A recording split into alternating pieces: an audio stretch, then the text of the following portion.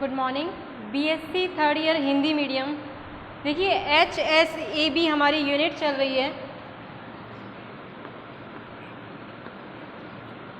इसमें हम थ्योरी पढ़ रहे थे। 3 थ्योरी के बारे में मैंने आपको बताया था जो कि HSAB संकल्पना को सिद्ध करती है, जिसमें से 2 थ्योरी हमारी हो चुकी है। 3 थ्योरी कौन कौन सी थी? पहली थी इलेक्ट्रॉनिक थ्योरी, जिसे आयनिक और सहसंयोजक बंध सिद्धांत भी कहा जाता है। दूसरी इसके बाद थी पाई बंधन सिद्धांत और तीसरी थ्योरी है पिट्जर थ्योरी। इनमें से स्टार्टिंग की दोनों जो थ्योरी हैं हमारी, पहली इलेक्ट्रॉनिक थ्योरी और पाई बॉन्डिंग थ्योरी, इसके बारे में मैं आपको प्रीवियस क्लासेस में बता चुकी हूँ और उम्मीद करती हूँ आप लोगों को समझ में भी आ गया होगा। दोनों ही थ्योरी आसान सी थ्योरी हैं, कुछ ज़्यादा प्रॉब्लम नहीं है। जिसमें से पाई बॉन्डिंग जो थ्योरी है वो काफ़ी इम्पॉर्टेंट भी थ्योरी है। वैसे तो आपको तीनों ही पता होनी चाहिए, लेकिन पाई बॉन्डिंग थ्योरी इसमें से सबसे ज़्यादा इम्पॉर्टेंट थ्योरी है। ठीक है। जो तीसरी हमारी जो थ्योरी बच रही है अभी, जिसके बारे में हमने अभी तक डिस्कस नहीं किया है, वो थ्योरी है पिट्जर थ्योरी। ठीक है। ये थ्योरी भी HSAB संकल्पना को सिद्ध करती है।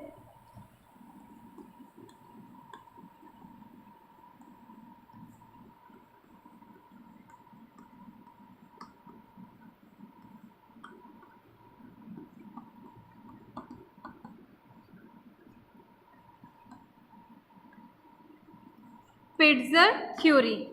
अब देखिए, जो पिट्जर सिद्धांत है, पिट्जर थ्योरी है, वो ये कहती है कि किसी भी अणु में उपस्थित परमाणु और समूह के मध्य जो वंडरवाल आकर्षण बल होता है या फिर लंदन बल होता है, वह उस अणु को स्थायित्व प्रदान करता है। यह जो लंदन बल है या फिर वंडरवाल आकर्षण बल है, वह व्युत्क्रमानुपाती होता है R6 के। R यहाँ पर है मध्य दूरी, किसी भी परमाणु के मध्य की जो दूरी है उसको R से हम डिनोट करते हैं। ये R3 के व्युत्क्रमानुपाती होता है वंडरवाल आकर्षण बल। तो इसका मतलब ये हुआ कि अगर दूरी बहुत ज़्यादा है, दूरी अणुओं के मध्य ज़्यादा है, तो लंदन बल जो है वो कम हो जाएगा। ठीक है। तो इसको किस तरह से हम लिखेंगे, सबसे पहले मैं बताती हूँ आपको।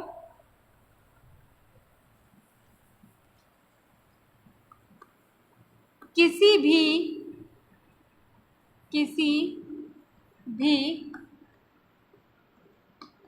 अणु में उपस्थित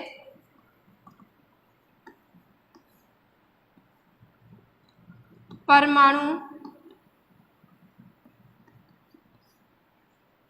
या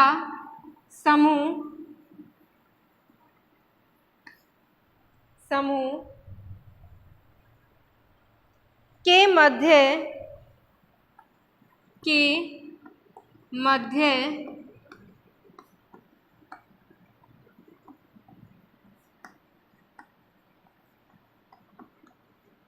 लंदन प्रकीर्णन बल या वंडरवॉल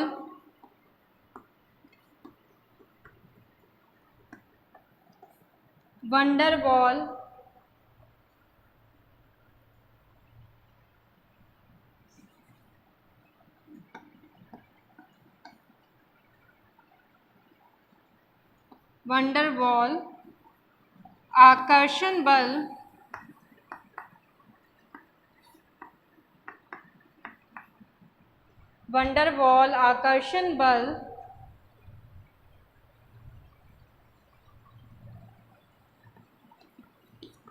अणुओं को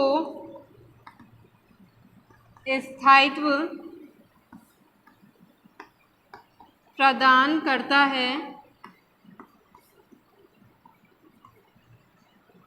यह वंडरवॉल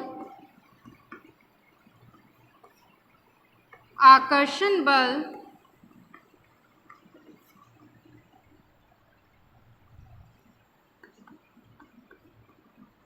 मध्य दूरी ब्रैकेट में लिखें R6 के व्युत्क्रमानुपाती होता है।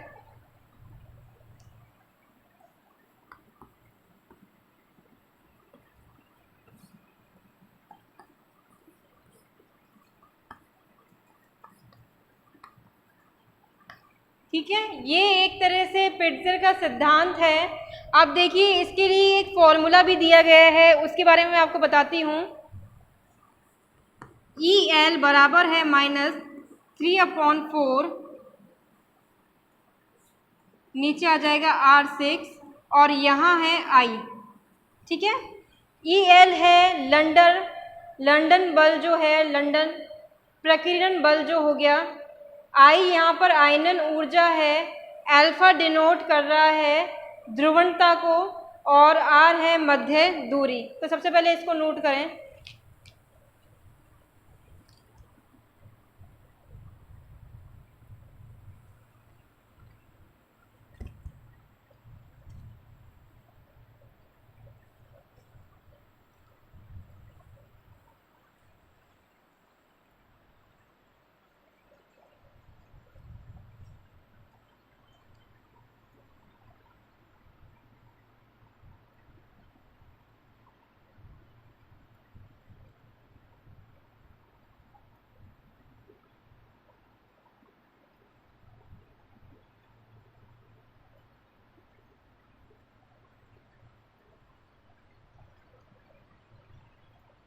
अब यहाँ पर देखिए दो चीज़ें निकल के सामने आ रही है।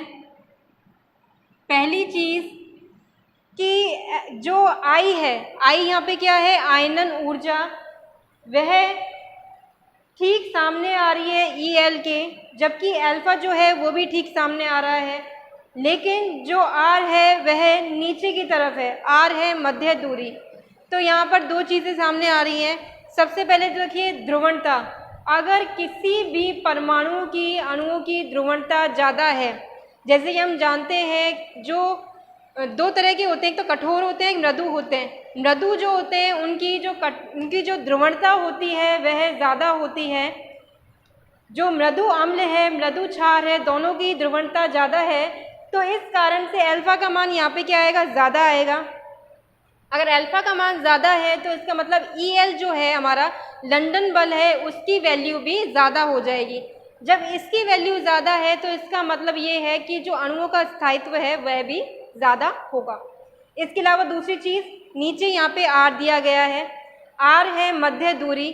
देखिए यहाँ पर अगर हम एग्जाम्पल लें ऐसे अणुओं का जिनका आकार बड़ा है, जैसे कि मृदु की बात की जाए, देखिए मृदु के केस में आकार बड़ा होने के कारण वहाँ पर दूरी जो है वह कैसे आएगी, ज़्यादा होगी या कम होगी, अणुओं के मध्य की दूरी बढ़ जाएगी। अणुओं के मध्य की दूरी बढ़ने के वजह से यहाँ पर वैल्यू उल्टा आएगा। ठीक है, तो सबसे पहले देखिए इसको आपने फॉर्मूला को आपने नोट कर लिया। अब एक एक को मैं इसको एक्सप्लेन करती हूँ।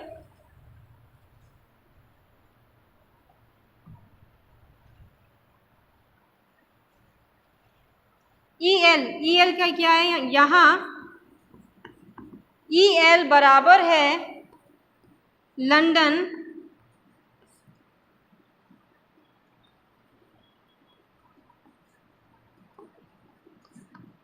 प्रकीर्णन बल। ठीक है, इसके अलावा है आई यहाँ पर है आयनन ऊर्जा,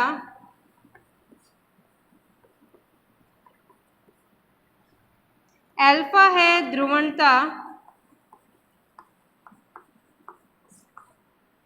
ठीक है, आर हो गया मध्य दूरी, आर बराबर है मध्य दूरी के। ठीक है, तो ये हो गया हमारा लंदन बल, क्या इसका फॉर्मूला है और फॉर्मूले में क्या क्या हमारे पास दिए गए हैं। तो सबसे पहले तो इसको आप नोट करें।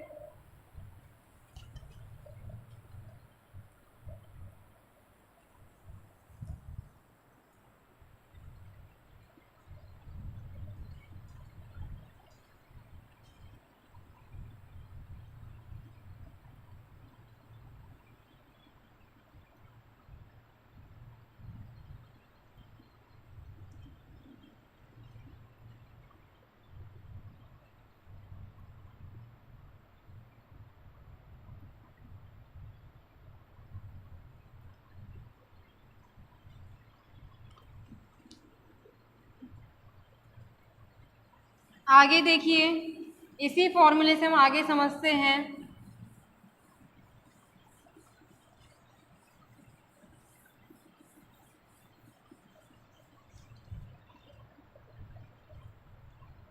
अब देखिए, जैसे मैंने ये बताया, ध्रुवणता जो है ठीक सामने दी रखी है ई एल की। ई एल यहाँ पे क्या है, लंदन प्रकीर्णन बल या वंडरवॉल्स बल, जो एक दुर्बल बल होता है। ठीक है, तो आगे देखिए, दुर्बल आकर्षण बल है वंडरवॉल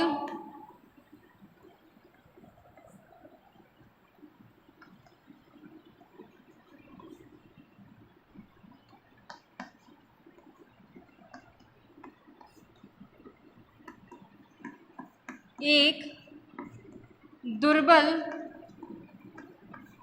बल है।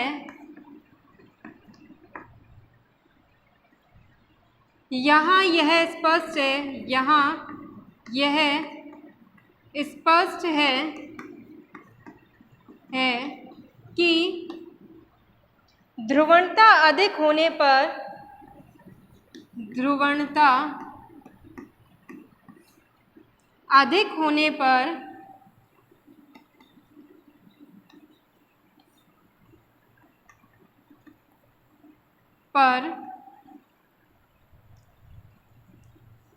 लंदन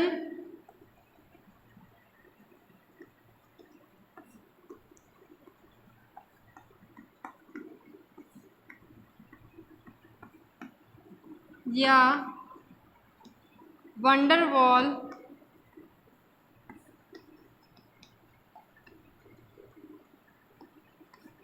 आकर्षण बल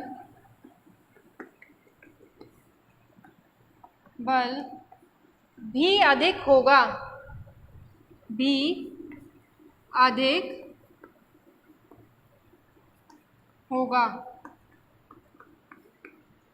क्यों होगा? क्योंकि यहाँ पर क्या है, समानुपाती है दोनों चीज़ें। ई एल ठीक सामने दिया गया है अल्फा के। अगर अल्फा की वैल्यू को बढ़ा दिया जाए तो ई एल की वैल्यू भी ज़्यादा आएगी। इसी तरह से अगर अल्फा की वैल्यू को हम घटा देते हैं, यानी ध्रुवणता कम हो जाती है, किसी भी परमाणु की जो ध्रुवणता है वो कम हो जाएगी, तो अगर इसका मान क्या आ जाएगा, ई एल का मान भी घट जाएगा।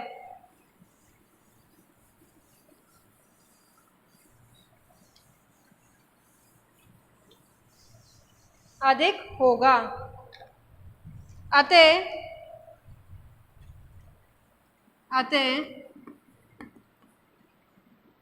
अधिक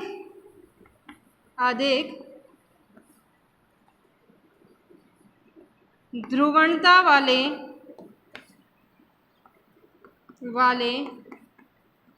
मृदु अम्ल, ब्रैकेट में लिखना, तथा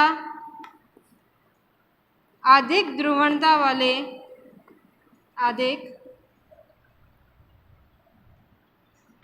ध्रुवणता के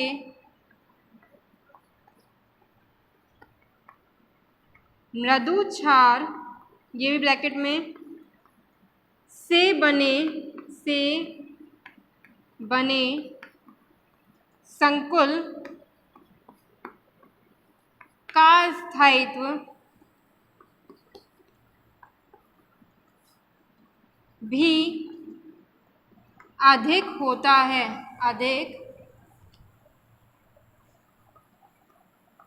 है। क्योंकि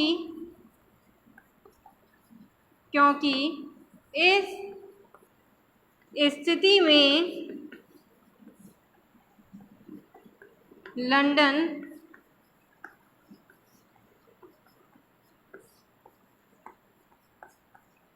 तथा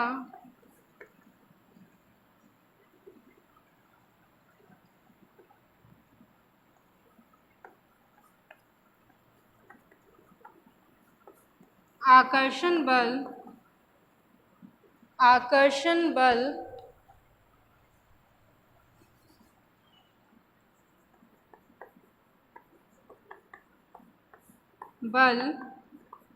भी अधिक होता है। क्योंकि ये क्या है, समानुपाती है, इस वजह से आकर्षण बल भी अधिक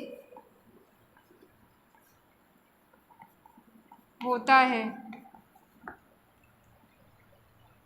ठीक है, तो ये हो गया हमारा तीसरा जो सिद्धांत है, पिट्जर सिद्धांत। इससे पहले हमने दो सिद्धांत हमारे देख लिए, पाई बॉन्डिंग थ्योरी देख ली हमने, और उससे पहले इलेक्ट्रॉनिक थ्योरी को भी समझ लिया। तो इस तरह से हमारी तीन थ्योरी यहाँ पे कंप्लीट हो गई है। अब इन तीनों थ्योरी का जो बेसिस है वो ये कहता है कि HSAB जो हमारा कॉन्सेप्ट था उसको सिद्ध करता है। HSAB संकल्पना थी, अच्छा ऐसे HSAB संकल्पना क्या थी? HSAB संकल्पना में हमने पढ़ा था कि जो कठोर कठोर है, मृदु मृदु है, दोनों मिलके स्थायी संकुल बनाते हैं। ठीक है, उसके स्थायित्व पे दिया गया था, कठोर कठोर और मृदु मृदु के स्थायित्व पे। तो इस वाली थ्योरी को भी आप नोट कर लें, पिट्जर सिद्धांत को भी।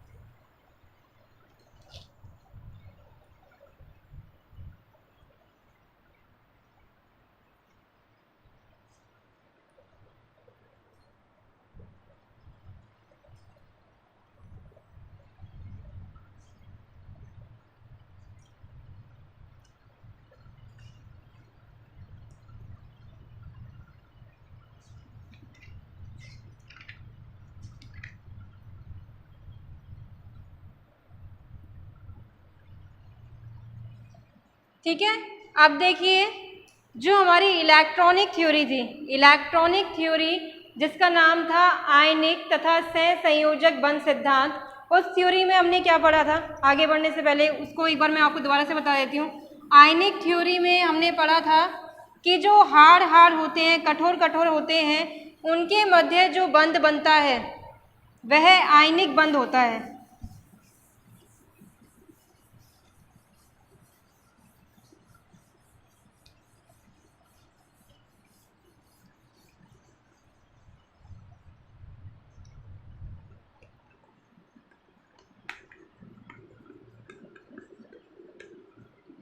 इलेक्ट्रॉनिक सिद्धांत,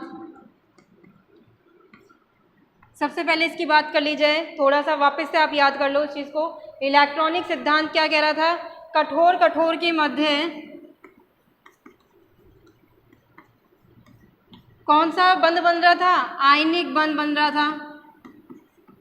क्यों बन रहा था? इसलिए बन रहा था क्योंकि इनके जो आकार है वह छोटे थे। आकार छोटे होने के कारण जो बंध का निर्माण हो रहा था वह आयनिक बंध का निर्माण था, जबकि जो मृदु मृदु थे उनके मध्य सहसंयोजक बंध बन रहा था।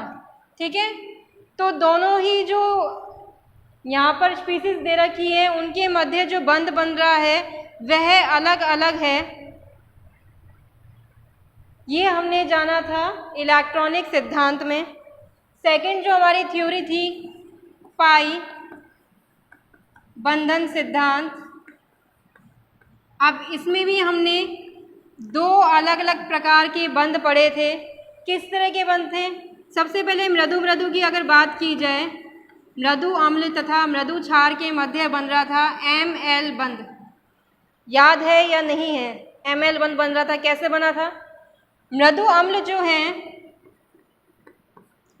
उसके पास लूजली बॉन्डेड यानी शिथिल बंध डी इलेक्ट्रॉन होते हैं, जबकि जो मृदु है उसमें दो केस हो सकते हैं।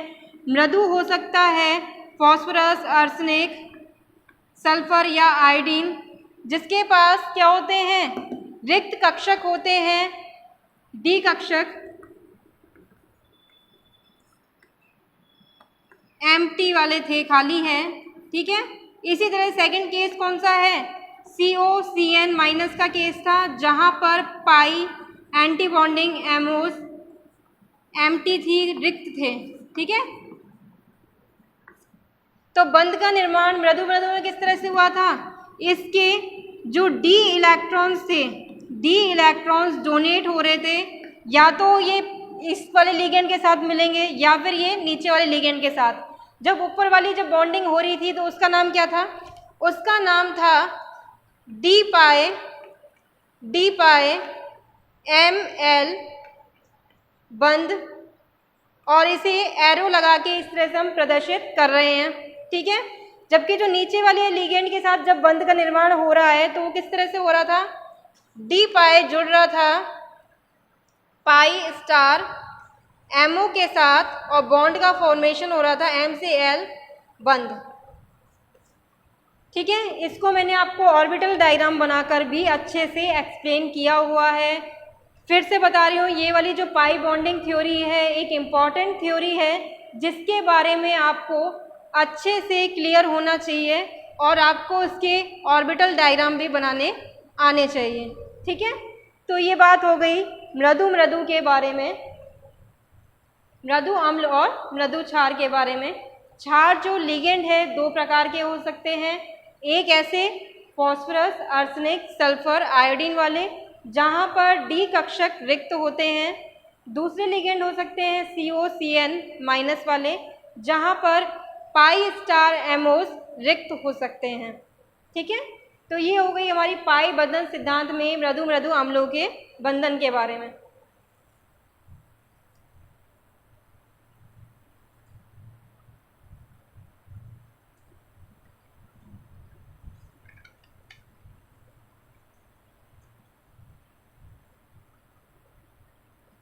नेक्स्ट बात करें अगर कठोर के बारे में, पाई बॉन्डिंग थ्योरी में, पाई बंधन सिद्धांत में हमने कठोर के बारे में भी देखा था। वहाँ पर जो बंध बन रहा था वह मृदु से अलग था। वहाँ पर लिगेंड अपने इलेक्ट्रॉन दे रहा था धातु आयन को। तो देखिए उसमें किस तरह से हमने बंध पड़ा था।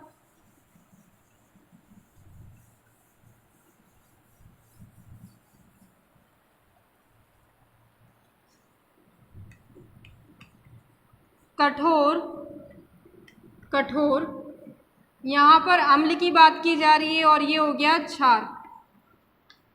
तो देखिए कठोर क्षार के केस में जैसे कि है F minus, O2 minus etcetera की अगर बात की जाए, और अम्ल में कोई भी अम्ल हो सकता है। तो देखिए कठोर अम्ल जो होते हैं इसके पास एक तो दृढ़ बंध डी इलेक्ट्रॉन होते हैं, इसके अलावा कुछ डी कक्षक रिक्त होते हैं, रिक्त डी कक्षक। ठीक है, नेक्स्ट जो है कठोर क्षार की बात की जाए, कठोर क्षार के पास पूर्ण पी कक्षक होते हैं। अब देखिए जो पूर्ण पी कक्षक, पूर्ण भरे जो पी कक्षक है उसके इलेक्ट्रॉन डोनेट होते हैं रिक्त डी कक्षक में। तो जो बॉन्डिंग होती है वो होती है लिगेंड से मेटल की ओर। लिगेंड अपने इलेक्ट्रॉन्स को दे रहा है मेटल आयन को और इस तरह का यहाँ बंध का निर्माण हो रहा है। ठीक है, क्लियर है। अब इस वाली बॉन्डिंग का नाम क्या है? इस वाले बॉन्डिंग का हम नाम देखेंगे। देखिए यहाँ पर है डी रिक्त कक्षक पार्टिसिपेट कर रहा है और यहाँ पर पी कक्षक भाग ले रहा है। तो इसका नाम किस तरह से आएगा? डी पाए पी पाए एल से एम तक बंध। ठीक है, इस तरह से हम इसको एरो लगा के रिप्रेजेंट करेंगे। तो ये हो गई हमारी पाई बॉन्डिंग थ्योरी।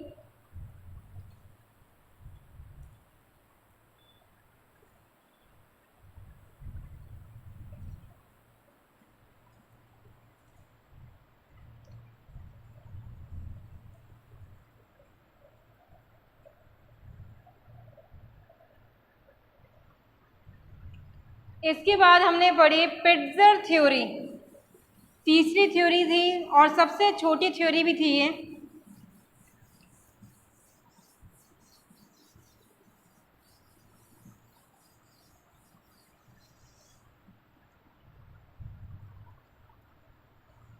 इसमें हमने लंदन डिस्पर्जन फोर्स के बारे में बात की, लंदन प्रकीर्णन बल की बात की, जो कि एक दुर्बल बल है, इसे वंडरवॉल आकर्षण बल भी कहा जाता है।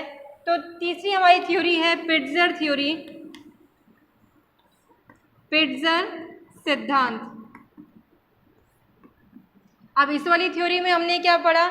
इस वाली थ्योरी में हमने जैसा कि मैंने बताया लंदन आकर्षण बल के बारे में हमने जाना और उसका जो फॉर्मूला है वो है EL बराबर है -3/4 ये इसका फॉर्मूला है। जैसे कि मैंने ये बताया, यहाँ पर EL के समानुपाती दिया हुआ है अल्फा। अल्फा क्या होता है? ध्रुवणता। जबकि जो R है वो व्युत्क्रमानुपाती है। तो R का मान जो है वह नीचे की तरफ आ रहा है। तो ये जो EL की वैल्यू है, लंदन प्रकीर्णन बल जो है एक दुर्बल बल होता है सबसे पहले, जो कि व्युत्क्रमानुपाती होता है R की पावर 6 के, जबकि समानुपाती होता है अल्फा ध्रुवणता के। तो ऐसे कोई भी अणु जिनकी ध्रुवणता ज़्यादा है, वहाँ पर लंदन प्रकीर्णन बल जो है, लंदन डिस्पर्जन फोर्स की वैल्यू भी ज़्यादा आएगी। तो ये वाला केस किसका हो सकता है? ये केस है मृदु मृदु का। मृदु अम्ल तथा मृदु क्षार, इन दोनों के मध्य जो बंध बनेगा, जो यहाँ पर लंदन फोर्स आएगा, उसकी मात्रा ज़्यादा होगी। और अगर मात्रा ज़्यादा है, इस फोर्स की मात्रा ज़्यादा है, वंडर वॉल्स फोर्स की मात्रा ज़्यादा है, तो इसका मतलब ये है कि ये स्थायित्व प्रदान करेगा उस अणु को। तो यानी मृदु मृदु से या मृदु अम्ल मृदु क्षार से बना हुआ जो संकुल है वह अधिक स्थायी संकुल हो जाएगा पिट्जर सिद्धांत के अनुसार। ठीक है, क्यों हो जाएगा ज़्यादा स्थायी? क्योंकि दोनों में ध्रुवणता अधिक होती है। ध्रुवणता अधिक होने की वजह से EL का जो मान है, EL क्या है यहाँ पे?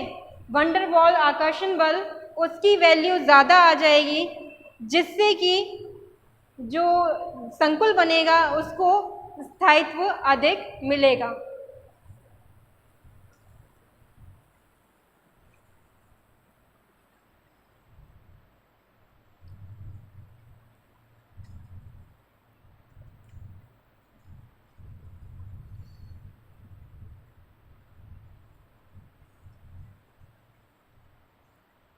ओके, तो आज की क्लास में हमने हमारी जो तीनों थ्योरी है उसको एक बार रिवाइज भी कर लिया, और इसके अलावा मैंने आपको जो पिट्जर थ्योरी है, तीसरी थ्योरी जो नहीं HSAB की बच रही थी, जो कि HSAB कॉन्सेप्ट को प्रूव करती है, उसके बारे में मैंने आपको पढ़ा दिया है। नोट्स भी बनाते रहें अपने रेगुलरली।